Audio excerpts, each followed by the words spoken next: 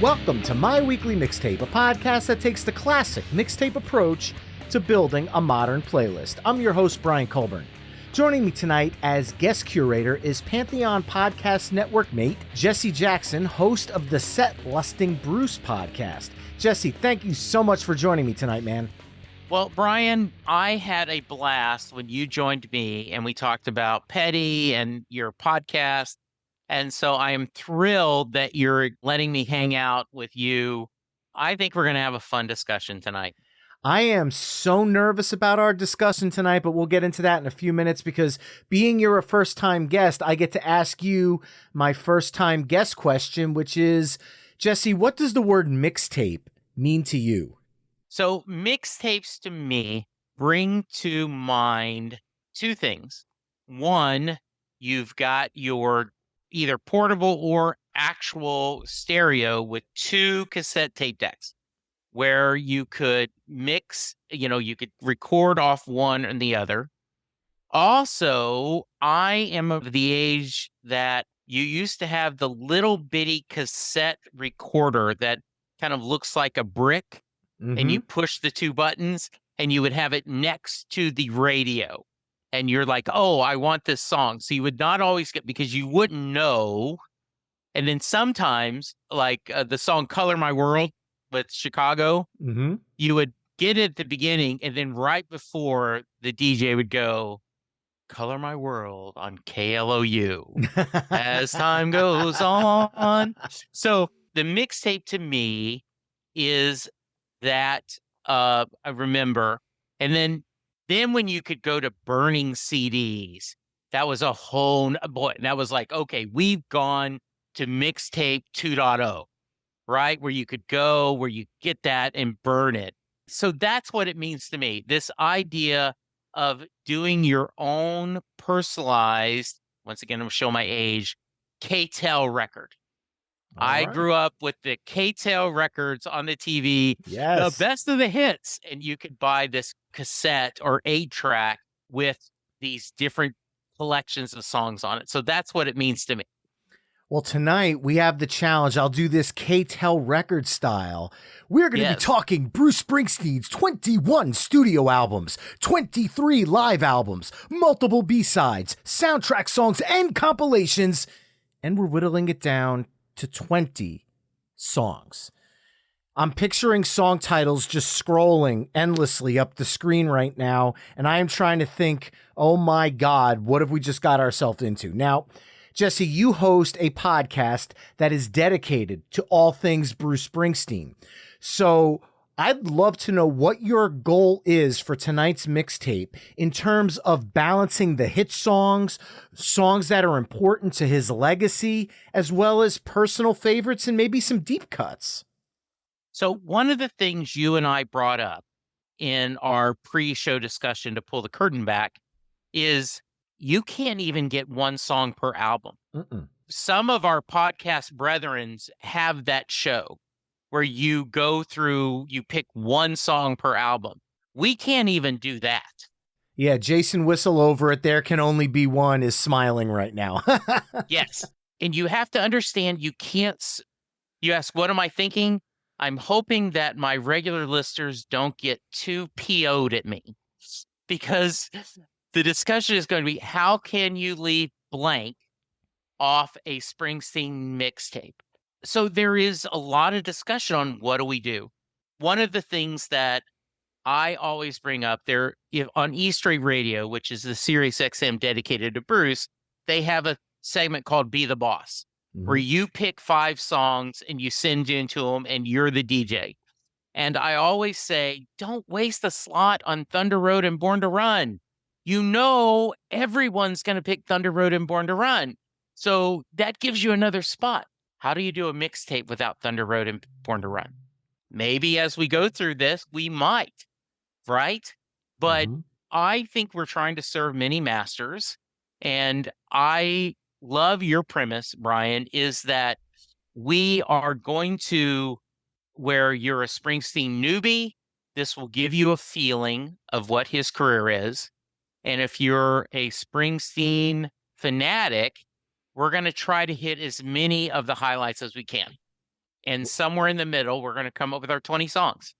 Well, let's get down to business and not waste any more time. Tonight, as I mentioned at the top of the show, Jesse and I will be curating the ultimate Bruce Springsteen mixtape, and we'll use the old cassette deck approach. Jesse, as my special guest, will begin side A with his first song choice, and then I'll add a song that I feel best follows up that choice. We'll then flip-flop choosing songs until we've mapped out 10 songs for side A. We'll then give our mixtape a proverbial flip, and then we'll map out side B, only this time I'll kick things off with Jesse choosing second. Our overall goal for this episode is to craft the best Bruce Springsteen mixtape possible through only 20 songs. At the end of the show, you could take our conversation to the next level by visiting the episode page at myweeklymixtape.com to give our final mixtape a listen via the embedded playlist. And if you like what you're hearing on the show, you can help me out by either telling a friend, leaving the show a 5-star review wherever you're tuning in, or becoming a Patreon mixtaper at patreon.com/myweeklymixtape. And a few of the Patreon mixtapers chimed in with songs they would use to kick off a Bruce Springsteen playlist, and I want to shout a few of those out. Jason Donchis chimed in with, on behalf of David Hudson from the State of Amorica podcast, Loose Ends. Philip chimed in that he's starting with either the obvious attention-grabbing sting of Born in the USA or with the deep cut Stand on It. Cactus Pete said there's simply way too many to choose from, that I completely understand, but that he was going to make it easy on himself and pick his all-time favorite Bruce song, Glory Days, because at this point of his life, he could truly relate to it and he's always loved it. Seeker chimed in from Australia with Born to Run, his favorite Boss track, with Rosalita being a strong second option. And Sean Faust chimed in with My City of Ruins to get things started with some hope.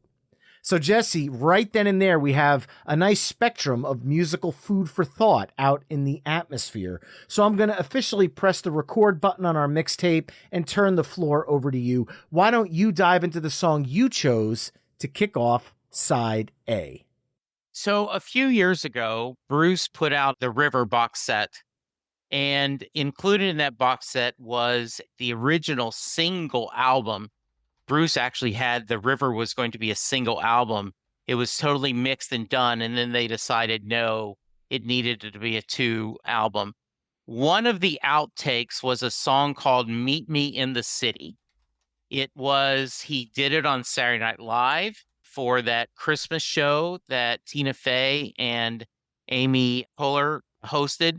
So I'm starting out with an outtake, Meet Me in the City. It is a song filled with energy.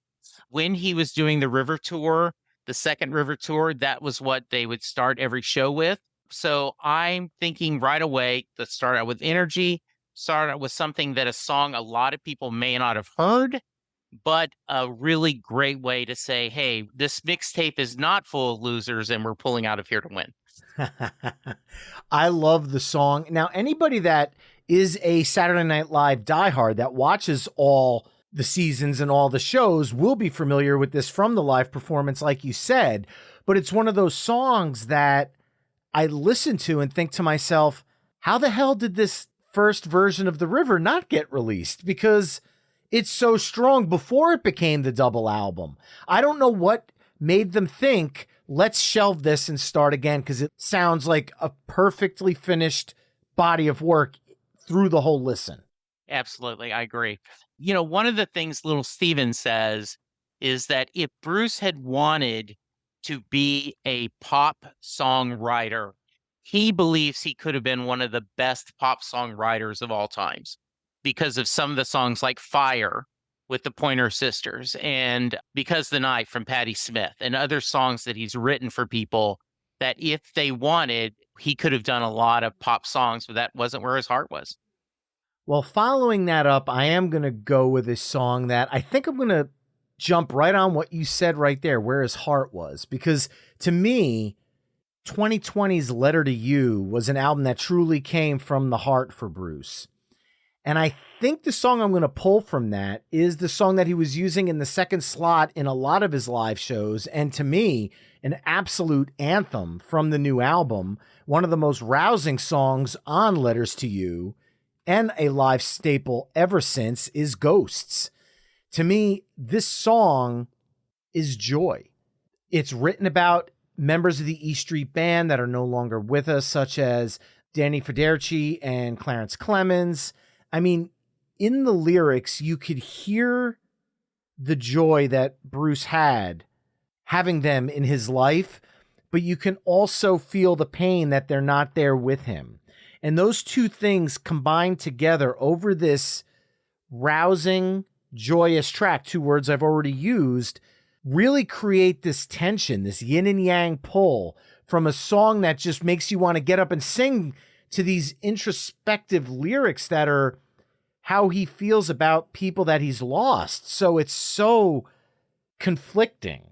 And to me, that makes for a powerful, memorable tune. And then Jake Clemens' saxophone solo. I mean, look, I get it. He is blood for Clarence. But to me, that is what truly shines on the track. And the sing-along at the end just evokes a togetherness that was custom built for a Springsteen live show. So I'm going to follow up Meet Me in the City with Ghosts. Excellent choice. One, he played it on Saturday Night Live. So there is the theme. I don't know if you realized that. Yeah, from the same night. I probably should have mentioned that. Yeah. And so the other thing is many of us Springsteen fans had good money that he would open the 2023 tour with Ghost. He ended up doing No Surrender, but on most nights, but Ghost is one of the early ones. Because the idea, I hear the sound of your guitar and just going, it is joyous. I think that is excellent. And I was worried because I have multiple songs from Letter to You that we may not have gotten that on the list. So to have his latest studio album included, I now feel a little bit better if none of the others make it, though I love that whole album. So great, great choice. Perfect. So I'm going to continue with the joy, and I'm going to do Out in the Street. Yes. Out in the Street is a great rocking. Once again, it's Off the River, which is in a lot of ways Bruce's most party album. When they do it live, one of the things I love is he goes out in the street, Susie, and then Susie, who's the violinist, will sing out in the street, kneels, and then kneels. They all take it. And I have to include Out in the Street because it has my son's favorite lyric. He says, Brian, that no matter what level of the world you are in, whether you are the lowest person working in the factory or the CEO, there is not one person that on Monday morning when the foreman calls time, you don't have Friday on your mind. And that is one of the lyrics, And so I think all of us feel that way. On Monday, we're already thinking about the weekend. So I'm going to go Out in the Street for number 3. Well, not only did you scoop me on the pick, you now followed up my most favorite song from Bruce's modern catalog with my favorite song from Bruce Springsteen ever. Out in the Street is my personal favorite Bruce Springsteen song, so thank you for choosing that. Shocked that it was never released as a single. It's obviously a live staple. But again, I was also shocked that Meet Me in the City and the original version of The River was shelved. So, and this was one of the last songs recorded for the double album. And at one point, from what I've read about this song, it was almost left off The River. And I can't picture The River without this song. There's a timelessness to this track that you could say this was recorded in the 70s, and I'd believe you. You could tell me this was recorded in the 80s, and I'd believe you. You could tell me it was recorded in the 90s, the 2000s, 2010. You could tell me this was recorded yesterday, and I would believe you because it feels relevant. Everything that there is to love about Bruce Springsteen is in this song. And hell, I've talked about this on the show before. Adam Sandler covered this song as the closing track to his HBO special, What the Hell Happened to Me, that came out in the 90s. And it was at that moment that I said to myself, even if there's an Adam Sandler movie that I don't find funny, I got to hat tip this guy because he has obviously some amazing musical taste, because to me, this is a deeper pick for people that are Springsteen newbies. And I absolutely adore it. I think it's fantastic. I did not know that Adam Sandler had done this. And so after our talk and you shared that with me, I went and looked at it, and he does it straight up. I mean, there is no shtick. He isn't doing anything. Nope. This is just him with his band on there doing it straight up, and he rocks it. And it is a live stable, and is that this the whole idea out in the streets. And it's just, yeah, I agree with you. Just, it is a wonderful song, and there is so much joy when he does this live. Yeah, I agree. Well, I'm going to follow that up with the song that introduced me to Bruce Springsteen. So it's a personal favorite. Okay. To me, this song keeps the energy going from the first three songs. However, his live concerts may say otherwise, because the song hasn't been played live since he did Born in the USA in its entirety. But because it's the song that introduced me to Bruce Springsteen, I wanted to include it for personal reasons. Now, I am sure there's going to be some Springsteen fans out there that are here nor there on this song. But this is one that it was a single. It was the sixth single from the album. And it motivated me to say, hey, Mom, hey, Dad, can you let Santa know I want this cassette for Christmas? And sure enough, I got it. And one of the first songs I fast forwarded to, or actually, I put the tape in and rewound side B to get to I'm Going Down. Now, I've told you I'm a Tom Petty and the Heartbreakers fanatic. So when you listen to I'm Going Down, there's a similarity there in the musical style. Those songs could be played back to back on rock radio at the time, a Tom Petty song and I'm Going Down, and feel like you're still in the same vibe. Now, I get it. The word down is used over 80 times in the song. I want to say it's 86. It would definitely make that his most repetitive lyric. But even at that point, I never got sick of it, because the song is so infectious and it's got such a pop quality to it that you can't help but sing along with this song. And as I got older and the novelty of just the music wore off, and I started diving into lyrics and reading the lyrics and understanding where the songwriter came from, I dove into the fact that this song is truly about frustration woven through this relationship, whether it be personal, sexual, however you want to put it. That part went right over my head when I was a kid listening to the music. And when I got older and started thinking more about lyrics, it hit home with me on a different level. And I'm going to also go on a limb by saying when bands like Trampled by Turtles cover the song in bluegrass fashion, Frank Black and the Cadillacs cover it in punk rock style, and Vampire Weekend takes an indie stab at the track, here's a song that's crossing through different genres of covers and still holding an impact on people and still working in all of those different musical atmospheres. That just goes to show what a prolific songwriter Springsteen is. And to me, this is probably one of the more underrated singles from Born in the USA, even though it was a hit. Yeah, I think you mentioned this, the Turtles, right? Didn't you mention? Trampled by Turtles, them? Yes. Yeah, so that's from an amazing Dead Man Town, a tribute to Born in the USA, all done by Americana artists. Holly Williams does No Surrender. Jason Isbell and Amanda Shires do Born in the USA. It is too many people. And when someone tells me I don't like Bruce Springsteen, I go, do you listen to anything besides Born in the USA? That CD. Because that can be overplayed. What I think too many Bruce Springsteen fans forget that it was the gateway album. There are some people that will only go with Born in the USA and then they'll move on. But many people bought that album and then discovered The River, Born to Run, Greetings from Asbury Park, right?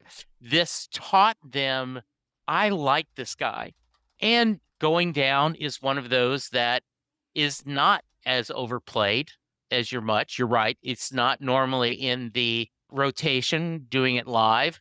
And this may be one of the few songs from Born in the USA I've never heard live. So I think that's a perfect song because you're like, oh, you're picking something from Born in the USA, but unlike, say, Bobby Jean, which I adore, or Darlington County or something, it is something a little more that's, kind of fits this. So I love the idea that you're talking about heartbreak. So I'm going to slow us down a little bit and talk about a different kind of heartbreak with Racing in the Street. Mm. Earlier this year, I had 5 Springsteen fans join me on a Saturday morning, and Chris Bloom from South Africa put together 256 Bruce Springsteen songs.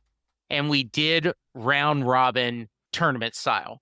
This all the way down to number 1. And believe it or not, Racing in the Street is what won. That was when we looked at all the different songs, Racing in the Street ended up being the best. I think whether it's the version that was released, there's a 78 version that is a little bit slower, but Racing in the Street is Bruce's first try at a Beach Boys song, right? Fun, cars, and I'm going to do it my way. I love Racing in the Street, the instrumental, the voice. And so I think we've gotten 4 really strong pop songs. And now that we're kind of dropping it down a little bit, Racing in the Street would be my choice. I'm just hearing that beautiful piano coming out of the speakers right after I'm Going Down fades out. It's a really nice transition.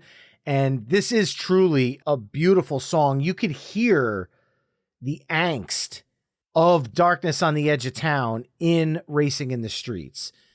The storyline that's woven throughout that album, it's definitely a much more, I don't want to use the word bitter because that comes across wrong, but it's definitely people that are a little jaded. The characters from Born to Run are in a different place on this album. And I think this song is a great way to sum it up. And coming out of that's going to be really tough because it's a slower song, but there's this angst in it. And I think I'm going to tap into that a little bit more and go a little more. Let's get a little more angsty here. And I am a absolute sucker for cover songs.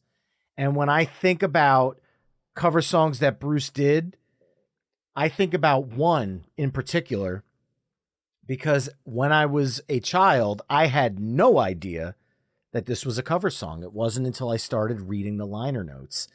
And this is a song that's not even officially on a Bruce Springsteen studio album, unless you buy the Essential Bruce Springsteen 3 CD set, and it's on disc 3. But originally, when I was growing up, it was on the 1985 compilation, We Are the World. To me, the most memorable song off the entire compilation, his cover of Jimmy Cliff's Trapped, recorded August 6th, 1984, right down the street from where I grew up, less than a mile, Meadowlands Arena. Even though the song was never released as a single, it peaked at number 1 on Billboard's rock charts. So right there, that says that this song meant something to people, that it wasn't released officially, but I heard it nonstop on New York rock radio growing up, on New York Top 40. This was everywhere. Pretty much, I'd say as much as I was hearing We Are the World on the radio, I was hearing Trapped. And I guess because of the fact that it's not on an official Bruce studio album other than the Essential Bruce Springsteen, I would say this falls under the quote-unquote underrated section of Bruce songs. Maybe a deeper cut, maybe a B-side. I don't know what you would officially classify this as, but it topped the rock chart. So to me, that says it's important otherwise. Trapped, live from the We Are the World compilation. So for those of you who are pretty big Springsteen fans listening to this, you know this, but for the rest of you, there was a little bit of controversy in 2023 because Bruce, for the first time in multiple tours, was not changing his set list as much as he had in the past. Early in his career, even as late as The Rising, his set list was pretty set. But over the past tours, he's been pretty flexible. And that's where the name of my podcast comes from, Set Lusting Bruce. You're at home, not at a show, you're seeing social media, and instead of set listing, you start set lusting. I can't believe. So on this discussion, that many people were thrilled when he brought out Trapped. And they felt like, oh, at least we got Trapped. Now, to me, Trapped is just another cover song. I do not have the emotional attachment to it that you do, but I am also the person that is not the biggest fan of Jungle Land, Okay. which makes people hate me, I would never because say I know hate. I'm wrong. Yeah. So I think that you absolutely have made a ton of diehard Springsteen fans thrilled. And they try to explain it to me, and I get it. The reason why this is so different from the original. Yes. I mean, he takes this iconic song and totally reinvents it and puts it out there, as you say, not even from an original album. So it is, now I've heard it live, and it is an amazing song. I mean, don't get me wrong. I love hearing it. I will never complain hearing it. So I think an excellent choice. And I think it definitely fits our theme of where we're going. Oh, perfect. Perfect choice. Well, now we're back to you now to follow it up. All right. So there are going to be albums that aren't included in this mix just by pure, and and we've already picked 2 songs that were not on official releases. So that means there's going to even be more albums. But I thought Nebraska had to be on this.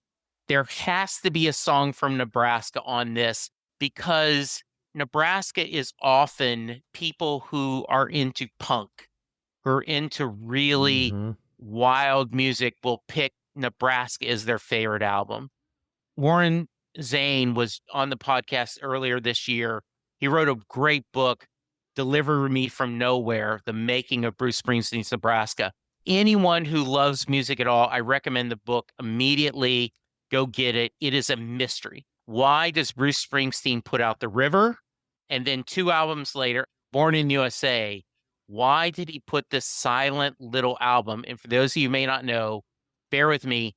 He recorded this on a home recorder and carried the cassette without a case around in his pocket because he thought it was going to be demos that the E Street Band would do.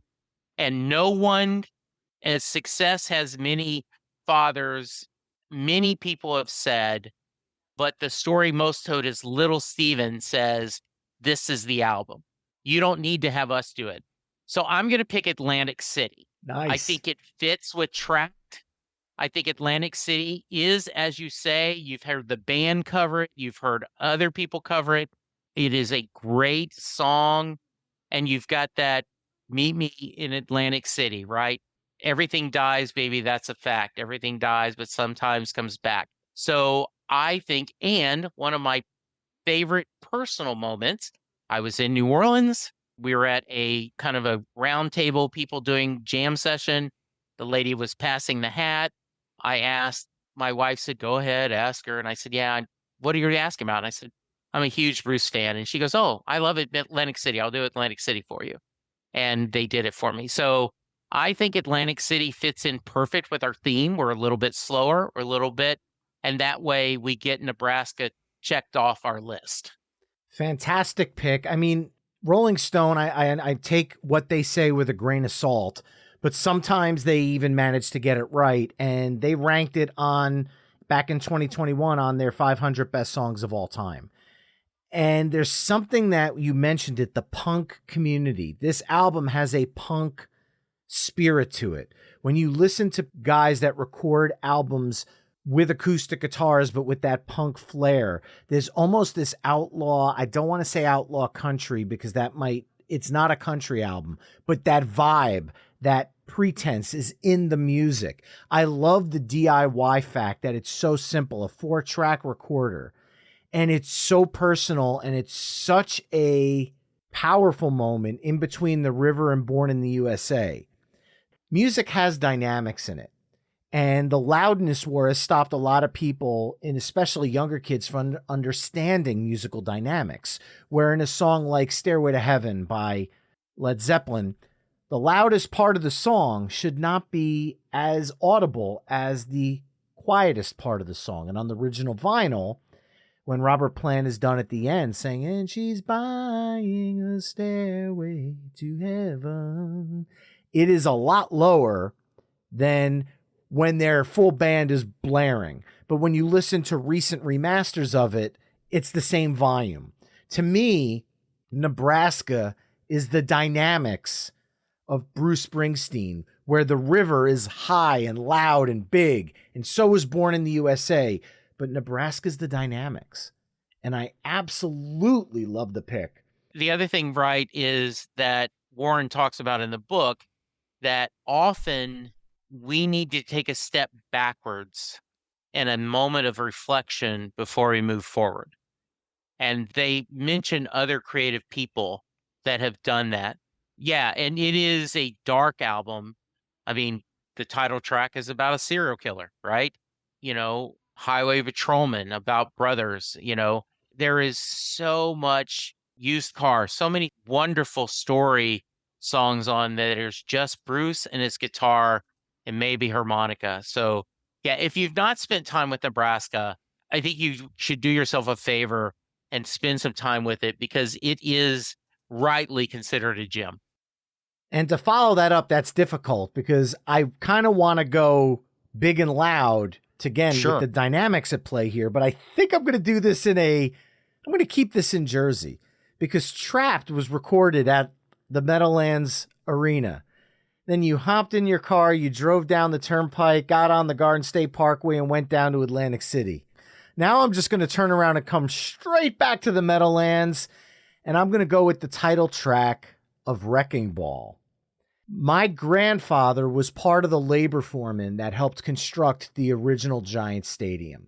So this song, when that stadium was being torn down, it was tough on my family, because that was a piece of his legacy that was now going to be a parking lot. And when Bruce made that part of the theme of this song, it truly resonated with me and my family, because the same things we were feeling, here's this person that we don't know. He obviously has, no connection to us other than all being from New Jersey. He was able to put into words what we were feeling about those moments.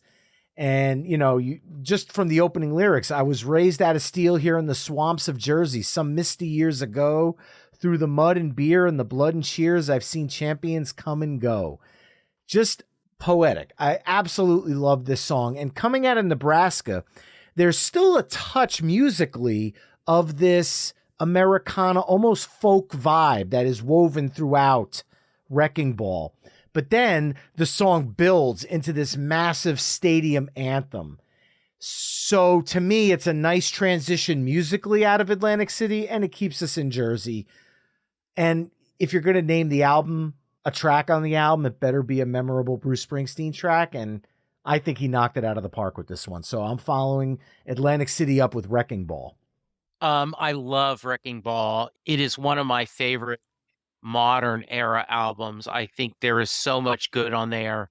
And the idea, hold on to your anger, but don't fall to your fears. I was very upset, unfairly, but when Texas Stadium in Dallas was imploded because they now had the new Jerry World, I was like, why are they not playing Wrecking Ball, right? Why are they not playing Wrecking Ball, even though it was about, and in the live version, we're going to tear the old girl down. I just love this song. I'm so glad that we've got something from Wrecking Ball, and it is such a perfect, just an anthem. And so I'm going to keep it rolling. We're down to our last two songs on the cassette. So from Wrecking Ball, let's go 10th Avenue Freeze Out. Nice. Right? We kind of did Trapped, Atlantic City. Now then Wrecking Ball kind of brings us up there, that anthem. And then we go right to 10th Avenue Freeze Out. I don't think there's much that needs to be said about this song. It is just an absolute anthem. What else could you possibly say? It's one of those songs that just emotes what the E Street Band is all about. It's one of those, what can you possibly say that hasn't already been said about the song? But I'm just going to leave it at the big man joins the band. I mean, that's all that needs to be said about this. And now I have the challenge of following that up. It's really tough. I actually want to do something that might be, to Bruce fans, a little controversial, but I feel like it might actually work here. And we have not gone back to the same album twice yet, technically, if you want to count Meet Me in the City and Out in the Street by association from the River box set, you could say that. But I think to close out side A, we want people up and singing along and dancing. And I just told you I have an affinity. If you're going to name the album, you better do it right. Let's follow up 10th Avenue Freeze Out. You said we're going to do at least one of them, Born to Run, to close out side A. Perfect. I absolutely agree. We don't need to justify why we're putting Born to Run on there. But I think that is perfect, right? That you do the 10th Avenue Freeze Out is the story of the band. You know, when the big man joined the band and people go crazy before we lost Clarence and even more now. And so to have that go into the lights have now gone up in the stadium, right? Everyone's screaming and yelling. I think that is a perfect way to end, because now then, you know, everyone is just ready to flip over. So, I think that is perfect. That is absolutely. And I'm looking at our goes and I'm like, that's a hell of a side. Well, that mixtapers concludes side A of our ultimate Bruce Springsteen mixtape, which consists of Meet Me in the City from the River box set, Ghosts from Letter to You, Out in the Street from the River, I'm Going Down from Born in the USA, Racing in the Street from Darkness on the Edge of Town, Trapped from the We Are the World compilation, Atlantic City from Nebraska, Wrecking Ball from the album of the same name, and then 10th Avenue Freeze Out and Born to Run, both from Born to Run. Head over to myweeklymixtape.com to hear all the songs we've discussed in this mix through the playlist embedded on the episode page. Now, before we flip the tape over to side B and I kick that off, Jesse, why don't you tell the My Weekly Mixtape listeners a little bit about Set Lusting Bruce? Absolutely. So Set Lusting Bruce has been going on since 2015. What we do is I invite people who, not just Bruce Springsteen fans, but someone who loves music, to join me, and we talk about how music has enhanced their lives, whether it's Tom Petty, whether it's Aretha Franklin, whether it's Leonard Cohen. And so we talk about it. We talk about their childhood growing up, what kind of music they listened to, what about this artist spoke to them, if they've seen him live, if they not, talk about the favorite music. So basically, this gives a chance for people to share stories about why music, and sometimes a specific musician, sometimes a general brand of music, why it has meant so much to them.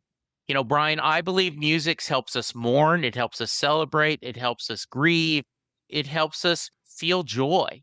And I love capturing that story where people talk about seeing Bruce only the one time they've seen him, or someone who's seen him 100 times, someone who's seen Jimmy Buffett 30 times. And so I had someone on to talk about his passing. So if you like good stories, then I think you will like Set Lusting Bruce, because that's all it is. It is just two people having a conversation and talking about why music and a specific musician's music means so much to them. It was an absolute pleasure when I was able to join the show, so I'm happy to repay the favor to you here tonight. And like I said, I was a little nervous going into side A, not knowing where we would head with this mixtape. But I think right now, the balance that we were talking about at the beginning of the episode is being achieved. So to kick off side B, I want to try to achieve that balance once again. So I'm going to start with something. You started side A with something that was a little deeper. I'm going to start off side B with something that's not deep at all. And I'm shocked it wasn't a top 40 hit, because it's truly one of his most beloved songs and a mainstay of his live show. I'm going with Badlands from 1978's Darkness on the Edge of Town.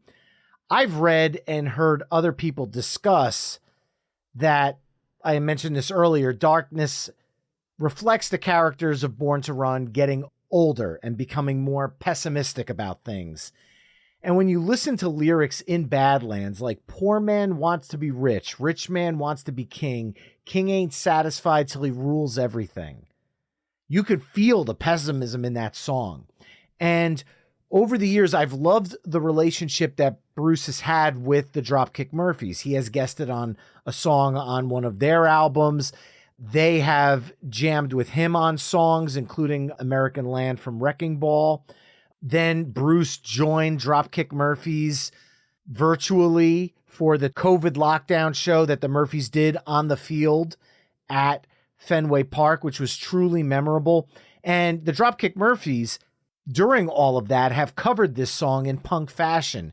And the angst and anger of a punk band, to me, even with all the extra distortion and everything, Bruce's version is still just as heavy and still just as angsty as any punk band can do it. And that's something that was hard to capture, and he truly captured it on this track. And I think that's why it's an anthem for pretty much every tour since he's been out there. So I'm kicking off side B with Badlands. Great choice. He often will start a tour with Badlands. It is a audience favorite. Those lyrics, as you say, are amazing. Boy, now I'm trying to decide, because there's so many places you could go. You could go Promised Land, but I think I'm going to go, and once again, we're repeating, but I think No Surrender is a great segue from Badlands to go No Surrender. I think that gets us off to a really strong start. And so, yeah, I'm going to do No Surrender from Born in the USA. Born in the USA. All right. And that's, again, that's a quote unquote, I'm going to use the word deep cut. Yes. From Born in the USA with a wink, wink, nudge, nudge, because let's be honest, anything on Born in the USA is not really a deep cut. Yeah. But when you think about it, it wasn't a single. Nope. But there is so much joy in that song. 100%. Yeah. All right. Well, what I'm going to do is go with a song that I loved during my senior year of high school. Yes. Now, I graduated in 1995. And if you would have told me that a song that I rocked throughout my whole senior year at high school was recorded 13 years earlier and should have been included or was meant to be included on Born in the USA, I wouldn't have believed you. But I am going off of his greatest hits album, Murder Incorporated. Ooh. Think about this. A song that's recorded in 1982 is released in 1995 with a video that's recorded at Tramp's nightclub in New York City. I have to throw the dad pun in there, but to me, that live video is so memorable. You feel the energy of the band. This is coming out of a moment when Bruce just did Human Touch and Lucky Town. And this is kind of getting the E Street Band back together, even though the song was recorded earlier. So there's an intensity and a vibe on this song that I think is on the same playing field as Out in the Street because it's timeless. The fact that it was released 13 years after it was recorded and still made a splash shows the longevity and the power of the song. They didn't feel the need to try to recapture it and re-record it like some of the other songs he put at the end of Greatest Hits. They left the original 82 version. And to me, that speaks volumes. It's been played over 250 times live, but hasn't been played since 2017. And to me, that's a shame because this is an all-time great for him, Murder Incorporated. I love that pick. Kind of a surprised pick. I love that. So I'm going to have to pivot. And based on this was on my list, but I didn't think we would get to it. But I'm going with your theme. When Bruce was doing Letter to You, there is a documentary that's on Apple TV that I recommend people watching it is fascinating because this is the first time the band had recorded kind of together in a lot of years. And they had talked about, let's not play Beat the Demo, right? Like Bruce would come in, already have a demo of all the songs. And if you're Gary Talent, who's the bass player, I've got to play a bass better than what Bruce did on the demo. So he came in and he just had the songs and he played them on his guitar. And you see all the band members with their legal pad and pencils writing down. He recorded 3 songs on Letter to You that were from the early times. And one of them, as far as we know, till this tour, had only been played once live. It was one of the songs he played for John Hammond when he was applying, and it was If I Was the Priest. Same theme, Murder Incorporated, an older song coming back. If I Was the Priest, an absolutely amazing song. Little Steven has a great solo at the end. He tells the story that John Hammond said, yeah, I got a note from someone that said if you aren't careful, you're going to run out of words in the dictionary if you keep writing this way. And that was Bob Dylan told John Hammond that about Bruce. If I Was the Priest is what Outlaw Pete wanted to be. And so once again, I'm a little surprised Letter to You is getting 2 songs, but I'm also not surprised because it's his latest solo album and someone is still in their 70s throwing a fastball, to use the baseball metaphor. I was in Houston and Bruce said, I wrote this song 50 years ago and I still don't know what the F it's about. And we looked at each other, my friends, and said, no. And when he went into If I Was the Priest, we lost our shit. He played it in Houston. He played it in Austin. I got it twice on the tour and was just amazed. So I was like, okay, I'm on house money now. He can play whatever he wants. I had If I Was the Priest twice. I am over the moon. I will be very curious to see how Bruce fans take 2 songs from Letter to You in this mix, but to me, this is up there with Ghost as 2 of the best tracks on the album. I also think this is one of my favorite parts of that documentary on Apple TV, so I love the pick. Well, let me see if what I follow up If I Was the Priest with falls under your He Could Play Anything now, because to me, we're on side B of a mixtape. I want to dig a little deeper now. Okay. Before we kind of ramp it back up at the end with the crowd favorites. Because again, we're trying to strike a balance between big hits and deeper cuts to kind of give people a roundabout explanation of Bruce Springsteen. And I want to go with a song that I feel might be, in my opinion, one of his most underrated songs from one of his more recent albums. And I'll say more recent, meaning post 2000. Right. Bruce had stated about this particular track that this is a song about things that shouldn't happen here, happening here. And I want to go off of 2004's Magic, and I want to go with Living in the Future. To me, Magic is just an all-around underrated Springsteen album, but Living in the Future is so underrated in my humble opinion. Like Out in the Street, it has this timeless energy to it. If you told me that Living in the Future was originally written for Born to Run or Darkness on the Edge of Town, I would have believed you. Musically, not lyrically, because lyrically the song is definitely rooted in the 2000s. But musically, you could have told me that that music for that song was written for those 2 albums, and I would 100% believe you. Here's a song with this very happy, inviting exterior. But when you dive into it, it's a pretty scathing track. And he has explained the meaning of the song as political in nature. However, when you listen to lyrics like, and what I knew had come, stars struck deaf and dumb, like when we kissed, the taste of blood on your tongue. There's many relationship layers, no matter what that relationship is, whether you want to take it literally or diving into other relationships people have. This song, to me, is just an absolute classic that I am shocked wasn't a single from this album that didn't get more airplay because it's just an amazing, deeper Springsteen cut. So, Brian, I'm really tempted to do Long Walk Home, right? It's a 1-2 punch, right? Yes. Long Walk Home is another amazing song. but you've got me in a Magic mood. So I'm going to stick with Magic, but I'm going to change our tune just a little bit. We already talked about his original Brian Wilson Beach Boy theme song. I'm going to do Girls in Their Summer Clothes. Ooh.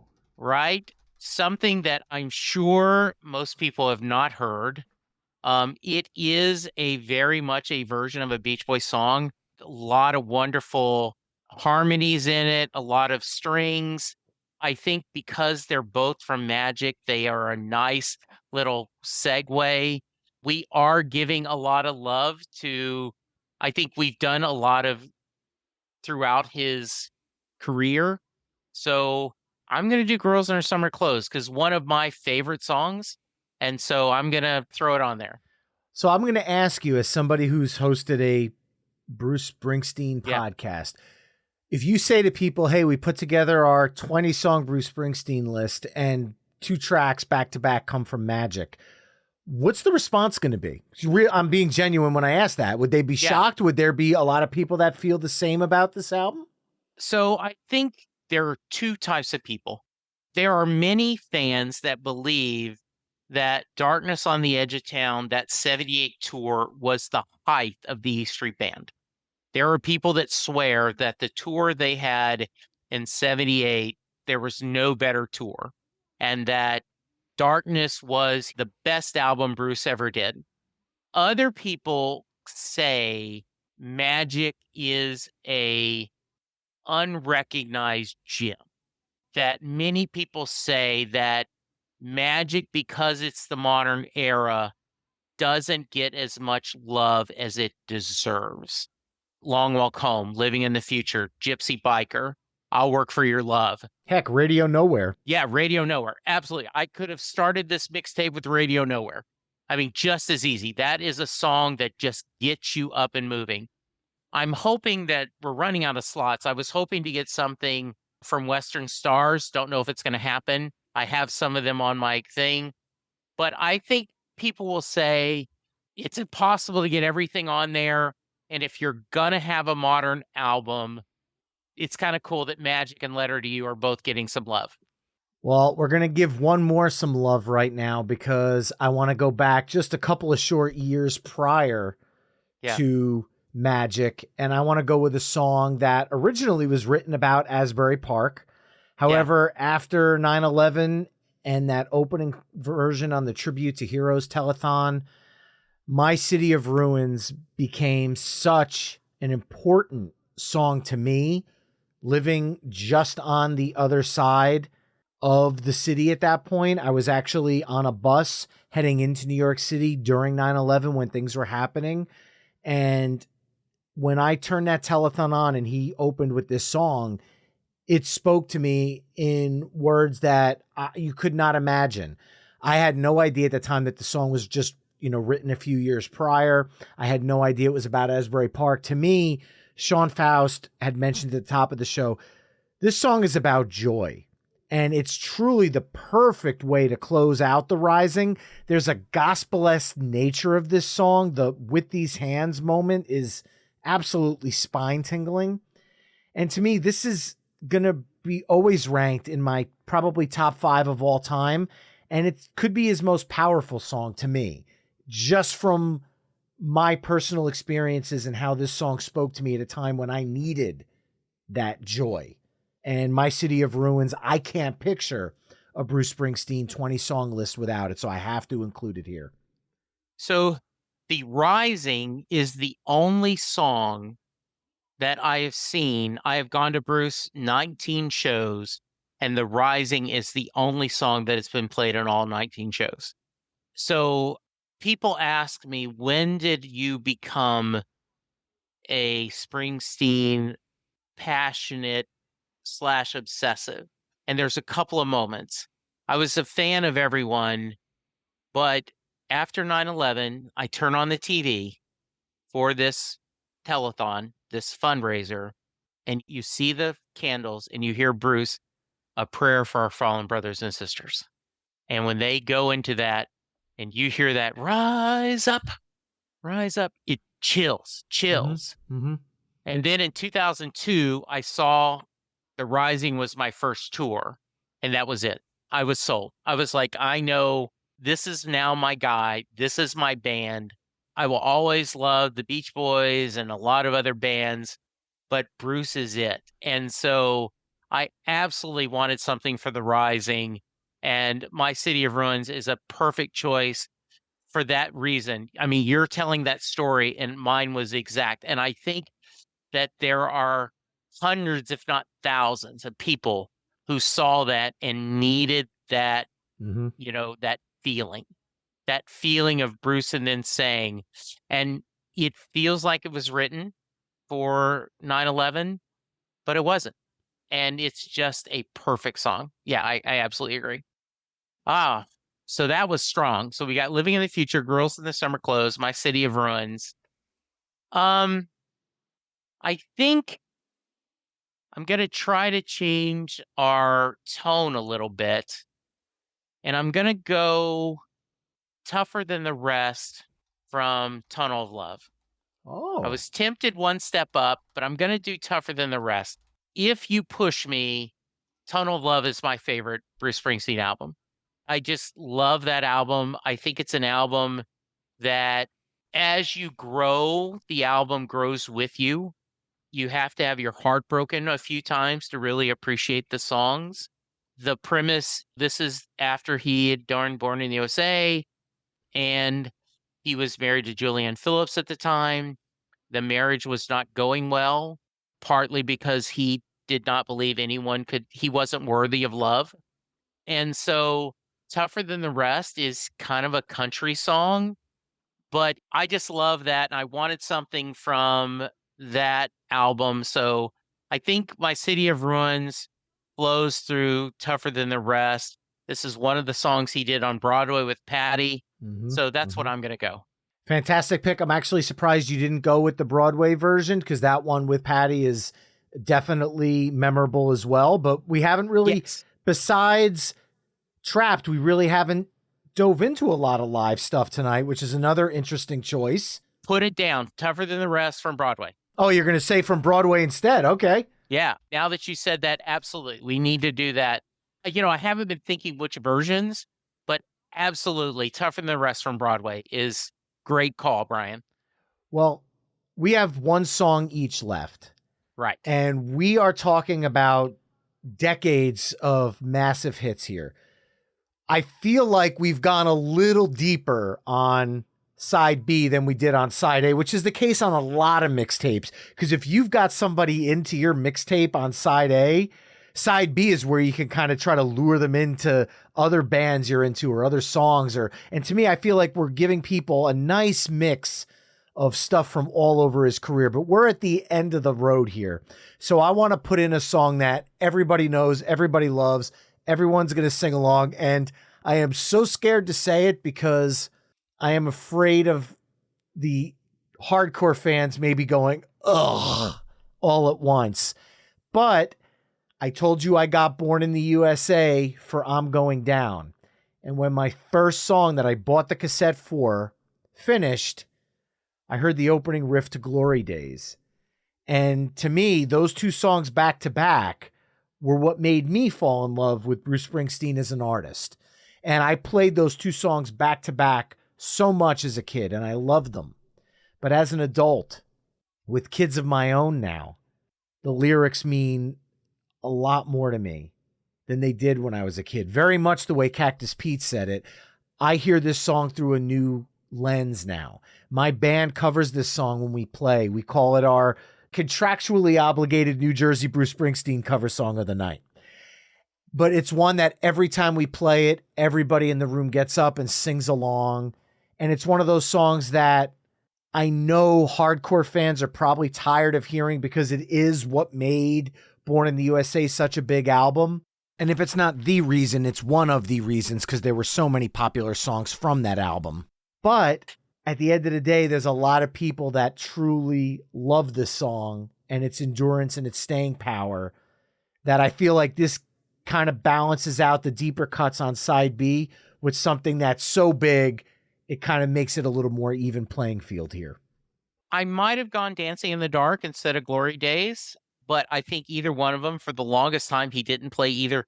I mean, he would not play them both. He is kind of now on his tour.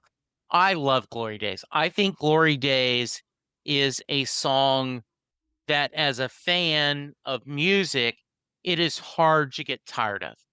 Mm-hmm. And that video, you wanted to be in that club. Yes. You wanted to see little Steven playing that mandolin and Max twirling the drumsticks. I love Glory Days. I mean, everyone's laughing and joking.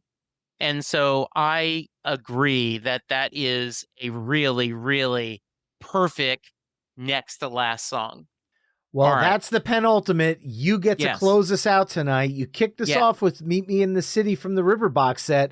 Yeah. What are we closing out the night with tonight?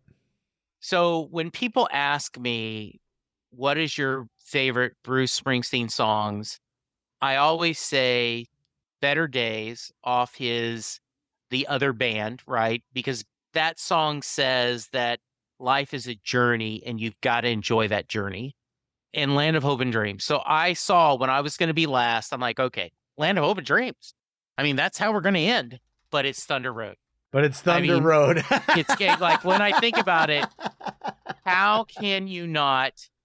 And I cannot believe that I have a choice and I am not picking Land of Hope and Dreams, but it just seems perfect. You hear the Broadway Tougher Than the Rest, Glory Days, and then you could see the band has left. And I would do a solo version of Thunder Road, right? Bruce, or even the band. It does really, where he's telling us goodbye. The other thing I thought of, I'll See You in My Dreams, because, we love, but Letter to You's already gotten 2 songs. Mm-hmm. So I think Thunder Road we got Born to Run and Thunder Road in both of them, but it seems like the perfect way to kind of end the side, right? This invitation to join us. Well, and there's something about this song I would like you to talk about on Set Lusting Bruce, because we talked about this, and this is something you talk about with everybody. And I would love for you to explain what that is to the My Weekly Mixtape listeners. I will love to do that, Brian. So maybe a year, not even 2 years into my podcast, I had a guy named Jay Armstrong join me, and he was an honors English teacher. And he's a huge Bruce Springsteen fan.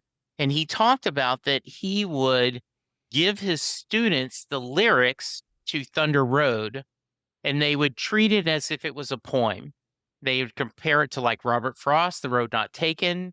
They would talk about, and they would spend 2 classroom sessions, days, breaking down Thunder Road. And then discussing it. And at the end of the second day, he would ask his class, and that was their assignment, does Mary get in the car? So when he told me that, I went, what are you talking about? Of course she gets in the car. I mean, it's in the song. Mary, climb in. We're pulling out of here to win. He goes, if you look at the lyrics, I'm pulling out of here to win. What? Wait a minute. So I've listened to the song. And so now then, 7 years later, I end every podcast with the Mary question.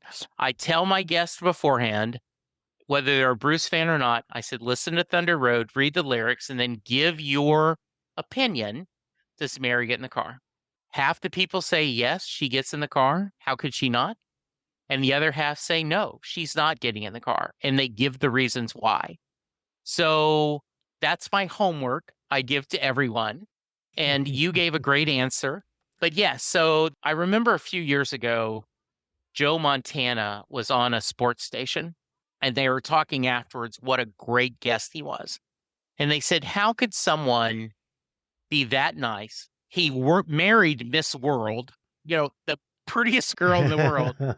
And when you have the discussion of the greatest quarterback of all times, he's in the discussion. He may not win. And this was before Brady had won all these, right? And so when you discuss the greatest rock song of all times, Thunder Road is in the discussion. And so we've got to end with Thunder Road.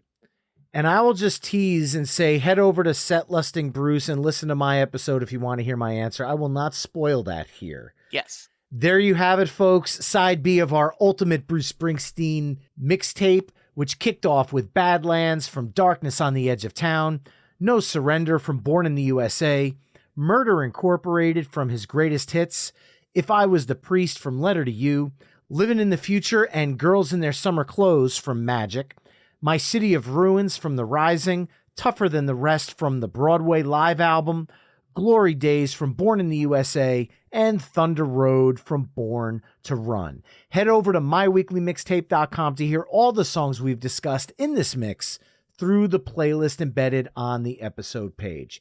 Now, Jesse, if people want to hear my answer to the Thunder Road question, why don't you let people know where they can tune into and learn more about Set Lusting Bruce?